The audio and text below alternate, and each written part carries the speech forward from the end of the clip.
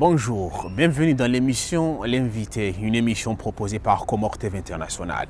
Ici à Marseille, avec mon invité d'aujourd'hui, on parlera plusieurs sujets, notamment de la politique intérieure du pays et de l'international. Mon invité d'aujourd'hui, c'est Mohamed Bakar Dossar. Il était ancien ministre des Affaires étrangères du gouvernement actuel. À suivre tout de suite. Monsieur le ministre Mohamed Bakar Dossar, bonjour. Bonjour. En 2007, vous devenez directeur du cabinet chargé de la défense sous la mandature du président Ahmed Abdallah Sambi. En 2015, vous êtes élu député en juin sous l'étiquette du parti Joie. Plus récemment, en 2016, vous intégrez le gouvernement du président Azelia Soumani en tant que ministre des Affaires étrangères et de la coopération internationale chargé des Comoriens à l'étranger. Vous avez été remercié lors de la mise en place du dernier gouvernement. Ma première question est la suivante. Quel bilan tirez-vous de votre année au sein de l'administration du président Azelia Soumani, M. Dossar? D'abord, permettez-moi de vous remercier de l'invitation que vous me faites, de me donner l'opportunité de pouvoir converser avec vous et vous sur les sujets qui intéressent notre pays. Je vous remercie aussi du cadre magnifique dans lequel nous sommes ici et qui dans cette belle ville de Marseille. Comme vous venez de le dire, en fait, effectivement, j'ai été ministre des Affaires étrangères pendant l'année qui vient de s'écouler. Mon action au niveau des affaires étrangères s'est inscrite sur trois axes principaux. Le premier, c'était le renforcement des relations bilatérales avec les pays amis. Le deuxième, c'est sur le plan multilatéral, surtout dans le cadre régional. Et le troisième, c'est le renforcement des capacités de travail, du cadre de travail, des moyens de travail au niveau du ministère des Affaires étrangères. En ce qui concerne le premier point, très rapidement, nous avons il y a des pays avec lesquels les Comores entretiennent des relations qui sont bonnes et que nous avons essayé d'améliorer, de renforcer la coopération, notamment avec le Sénégal, avec lequel nous avons signé un accord cadre de coopération. Nous avons signé l'accord pour la mise en place de la commission mixte qui permet, comme vous le savez, d'échanger dans les sujets sectoriels. Vous savez que nous avons une communauté comorienne estudiantine assez importante au Sénégal, mais le Sénégal est aussi un pays parmi les pays africains qui avancent, avec lequel nous avons intérêt justement à avoir des bonnes relations et à avoir des échanges dans différents domaines. Nous avons fait aussi un peu la même chose avec le Maroc. Vous savez que le Maroc avait quitté l'Organisation de l'Unité africaine suite à l'admission du Sahara occidental. Et le roi du Maroc, Son Altesse le roi du Maroc, a voulu revenir à l'Union africaine. Et il a sollicité l'appui de certains pays amis, notamment les Comores. Les Comores étaient parmi les pays, je dirais, d'avant-garde pour soutenir ce retour du Maroc au sein de l'Union africaine. Et je crois que cela a renforcé davantage les relations d'amitié avec ce pays. J'ai effectué une visite au Maroc pour discuter avec mon homologue ministre des Affaires étrangères marocain.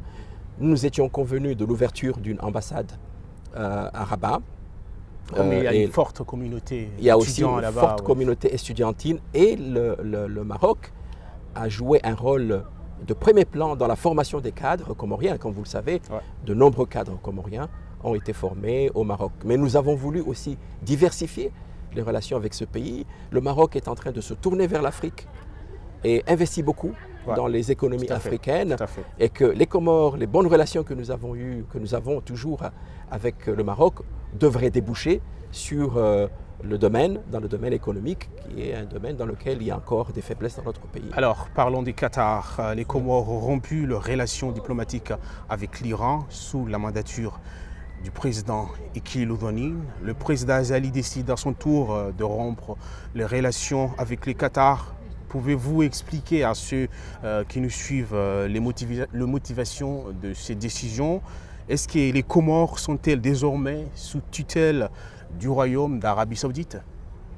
Bon, les raisons, en fait, je suis mal placé pour les donner puisque la décision ne vient pas de moi, malgré que j'étais ministre des Affaires étrangères, mais vous savez qu'on considère la diplomatie comme étant le domaine réservé du chef de l'État et que c'est le président, évidemment, qui donne les grandes orientations. Vous n'étiez pas consulté en tant que ministre? Alors, nous avons été informés de la question, de la décision. Et le conseil de gouvernement a été informé de la décision. Il n'y a pas eu de débat. D'accord. Il n'y a pas eu de débat. Je crois que je ne trahis rien et je ne donne pas une information fausse en disant cela. Il n'y a pas eu de débat.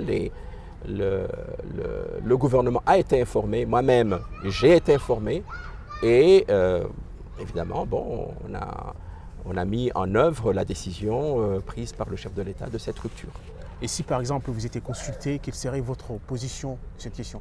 Je pense qu'en la matière, la modération n'aurait pas été mauvaise parce que ces deux pays-là sont des pays frères aux Comores qui ont rendu des grands services aux Comores. Je ne vais pas rappeler ici tout ce que le Qatar a fait aux Comores, simplement quelques repères. La conférence de Doha, qui a été organisée, la visite du roi du Qatar à Moroni, suivi de l'appui qu'ils ont donné pour éponger un certain nombre d'années d'arriérés de salaire des fonctionnaires comoriens, les investissements qui ont été faits aussi bien en matière d'hôtellerie et aussi l'usine de pêche qui se situe à... Il y a d'autres, mais... donc, je ne suis pas en train de minimiser aussi l'apport de l'Arabie saoudite aux Comores. Nous savons que le fonds saoudien a pendant longtemps financé les routes, par exemple, aux Comores, que les organisations caritatives d'origine saoudienne travaillent aux Comores et apportent soutien, surtout les catégories les plus pauvres. Et pour ma question, est-ce que les Comores est sous tutelle de ce pays, justement? Je ne pense pas. Je crois que c'est un peu excessif de parler de tutelle. C'est un alignement. C'est un alignement qui est fait derrière l'Arabie saoudite. On ne peut pas parler de tutelle. Je pense que c'est un peu exagéré de dire qu'on est sous tutelle. Il y avait une pression sur les relations avec les Comores. Oui, évidemment. Bon, quand on s'aligne derrière un pays, derrière une puissance, parce que quand même, l'Arabie saoudite, par rapport aux Comores, c'est une puissance. C'est une puissance régionale au niveau déjà des pays arabes. C'est une puissance même à l'échelle internationale, un pays quand même riche qui pèse. Évidemment, là, ça suppose aussi qu'on prend un certain nombre de positions qui sont celles du pays avec lequel on s'aligne. Ça, vous le savez. Donc, d'une certaine manière, c'est un alignement qui va aussi avoir des effets par rapport à la politique internationale que mènent les Comores. En sachant que le président d'honneur du parti Joie était contre la décision du président Zali. Effectivement, le président Sambi a regretté, se considérant comme étant le premier partenaire du président Azali, il a regretté qu'il n'ait pas été consulté. Ce qui ne veut pas dire que le président Azali n'aurait pas pu prendre la décision qui lui convenait. Mais étant donné que le poids de cette décision, et je crois que même d'autres membres de la classe politique comorienne auraient bien vu s'ils avaient été consultés lors de la prise de cette décision. Et donc il a regretté cela et il a estimé que peut-être que ça aurait été mieux si les Comores s'étaient alignés de la même façon que des pays comme le Koweït, comme Oman, comme le Maroc aussi, qui ont estimé que ces deux pays-là étaient des pays frères et qu'il était mieux de chercher la conciliation. C'était la meilleure solution. Je pense que ça aurait été la meilleure solution, en effet. D'accord. Le pays vient d'être admis au sein de la SADC. Qu'est-ce que cela va concrètement apporter au pays? Alors, l'admission des Comores à la SADC, c'est quelque chose qui a été recherché depuis longtemps. Nous sommes le seul pays de notre région du sud-est de l'océan Indien à ne pas être membre de la SADC. Madagascar est membre de la SADC, Maurice est membre de la SADC, les Seychelles sont membres de la SADC. C'est une union, c'est une zone de coopération économique parmi les grandes régions africaines dans lesquelles les Comores devraient se trouver pour pouvoir bénéficier D'abord, il y a des pays qui sont des pays qui avancent beaucoup dans cette organisation, comme l'Afrique du Sud, qui est un pays qui maintenant est considéré comme un pays émergent, comme le terme. Surtout en Afrique. Le terme est devenu un peu à la mode maintenant. Donc, notre appartenance à cette région, à cette zone économique, c'est une bonne chose aussi pour le développement économique de notre pays. D'accord, parlons de politique intérieure. En plein débat sur la tenue des assises nationales, quelle est votre position sur la question? Quelles sont vos préconisations justement? Alors, les assises, ce n'est pas une mauvaise idée en soi. Ça aurait été mieux si ces assises avaient eu lieu à la fin du mandat du président Ikililou. C'était le meilleur moment. On arrivait au bout d'un cycle et là, on pouvait s'asseoir et faire le point un peu de tout ce qui a bien ou mal marché, aussi bien au niveau de ce cycle de la tournante, puisqu'il est parti de la Grande Comore en juin et Moélie, mais aussi peut-être du développement de notre pays, des questions économiques. Ça n'a pas eu lieu. Maintenant, le président Azali a repris cette question et se montre prêt à apporter son appui pour que ça soit organisé maintenant. A priori, c'est une question de bilan, M. Dossard. C'est une question de bilan. Tout à fait. Quand on parle du bilan de 42 années. Ouais. Dans le bilan, effectivement, on ne peut pas ne pas parler des institutions comoriennes. On ne peut pas parler surtout du système de la tournante, etc. Par contre, vouloir mettre fin au système de la tournante maintenant, ça ne me paraît pas approprié et beaucoup de Comoriens, beaucoup d'hommes politiques comoriens estiment que ce n'est pas approprié. Je vais vous dire pourquoi. Le président Azali a été élu en 2016 comme étant ressortissant de la Grande Comore. Vous savez que le président Sambi s'était porté candidat. Oui. Et que beaucoup d'hommes politiques comoriens ont estimé que sa candidature n'était pas appropriée, qu'il ne devait pas se présenter, et que la Cour constitutionnelle a sorti un arrêt dans lequel il dit les primaires sont organisées dans les îles et que ce sont les ressortissants de l'île. Ils ont employé le terme ressortissants de l'île, c'est un terme fort, puisqu'il renvoie à une citoyenneté insulaire. C'est comme si, en quelque sorte, la Cour constitutionnelle a créé une citoyenneté insulaire. Et ils ont estimé que les ressortissants de l'île à laquelle échoua la tournante sont les seuls qui devraient se présenter. Donc c'est à ce titre-là que le président Azali a été élu. Et qu'il est tout à fait normal et évident que, à ce moment-là, les Anjouanais attendent que ce soit le tour en 2021 d'un ressortissant anjouanais et que par la suite, les Moéliens viennent aussi au bout. Donc, mettre fin à la tournante maintenant, c'est comme si on change les règles du jeu alors qu'on est dans la partie. Excusez-moi, les termes peut-être ne sont pas appropriés étant donné le caractère important de ce qui est en jeu. Mais ça va briser un certain contrat social, un certain engagement pris à l'intérieur de notre communauté comorienne pour le vivre ensemble. Donc ce n'est pas une bonne chose. D'accord. Actuellement, plusieurs voix s'élèvent pour protester contre la fermeture d'une radio locale et l'interdiction d'une réunion publique. Ces actes sont-ils synonymes d'industrialisation du régime? Est-ce que la démocratie est-elle en danger aux Comores? Il y a de quoi s'inquiéter. On est inquiet. Je pense que beaucoup d'observateurs sont inquiets parce qu'on a eu successivement la fermeture de Abdallah Ogue, donc la radio de Ntujini, ouais. Alors que cette radio-là, évidemment, elle était là depuis longtemps. C'était une radio complètement libre. Moi-même, j'ai eu cette radio à donner des informations qui n'étaient pas toujours exactes sur moi, par exemple. Bon, c'est comme ça. Bon, tout le monde a accepté le jeu de cette radio. Parfois, elle exagère, ça tout le monde le sait, mais c'était un espace de liberté qui était là et tout le monde a supporté cette radio. Maintenant, qu'on ferme cette radio, c'est un espace de liberté qu'on ferme. Je pense que le mieux aurait été de faire en sorte que les gens qui sont dans cette radio, qui exercent ce métier, le fassent avec professionnalisme, s'inscrivent dans le cadre de la loi, mais qu'on ne ferme pas la radio en tant que telle, et puis d'une façon définitive, puisqu'elle a été fermée voici déjà plusieurs mois et elle n'a pas été rouverte.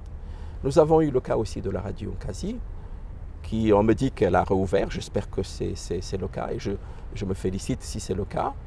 Et il y a des problèmes par rapport à la liberté d'expression. Vous savez, il y a le cas de M. Ouadarane, qui a voulu, même pas tenir un meeting, mais faire une réunion publique dans un espace qui est un espace privé, pour s'adresser à des gens, et on lui interdit, alors que nous voyons d'autres personnes qui sont favorables au régime, qui tournent dans les îles et qui parlent, etc.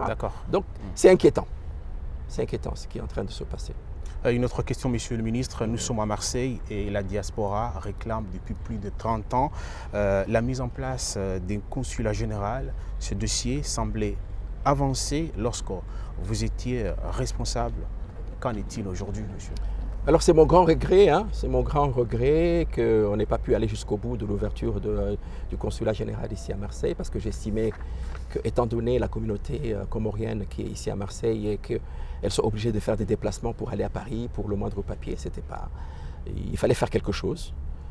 Dès que je suis arrivé aux affaires étrangères, j'ai saisi le gouvernement pour qu'on aille dans le sens de l'ouverture d'un consulat général ici.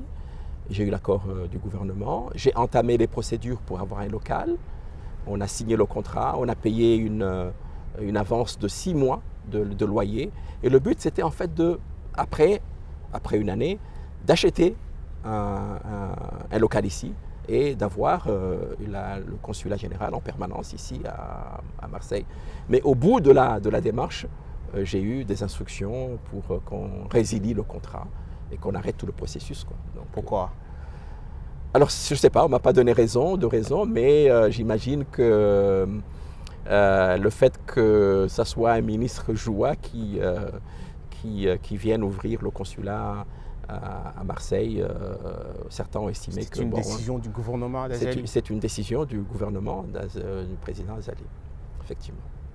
Et nous avons résilié le contrat à contre-cœur, mais bon, c'était une injonction à laquelle il fallait obéir. D'accord. Une dernière question. Vous étiez dans le gouvernement. Récemment, il y a notre ministre qui a pris votre place. Vous ne vous sentez pas trahi après la relation que vous aviez avec le président Azali? Qu'aimeriez-vous dire au président? On n'était pas parti pour faire un mandat, pour faire 1 an avec le président Azali. Sinon, on ne l'aurait pas soutenu. On l'a soutenu pour faire 5 ans. Donc on est déçu.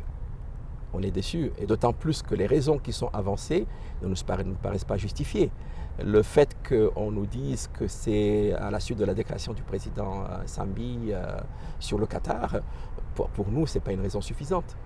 Le président Sambi est une autorité comorienne, un ancien président. Nous sommes dans un pays démocratique. Il n'a pas parlé au nom de Joua, il a parlé en son nom personnel. Et il a donné un avis qui n'était pas d'ailleurs un avis méchant. Il a simplement dit que ça aurait été mieux si on avait tenu une position de rassemblement plutôt que de se rallier à un de ces 2 pays frères. Et cette raison-là ne nous paraît pas suffisante. Donc nous estimons qu'il y a peut-être d'autres raisons qui ont motivé cette rupture unilatérale, alors que nous avions signé des accords dans lesquels on devait aller ensemble dans ce mandat de 5 ans. Donc vous vous sentez trahi par le président Azali? Quelque part, oui. Effectivement. Je crois qu'on peut le dire. D'accord, merci d'avoir accepté cette interview, monsieur le ministre Mohamed Bakar. C'est la fin de cette émission. Vous pouvez continuer à nous suivre comme d'habitude sur les réseaux sociaux. En attendant, l'information continue sur Comore TV. Merci, au revoir. Merci beaucoup.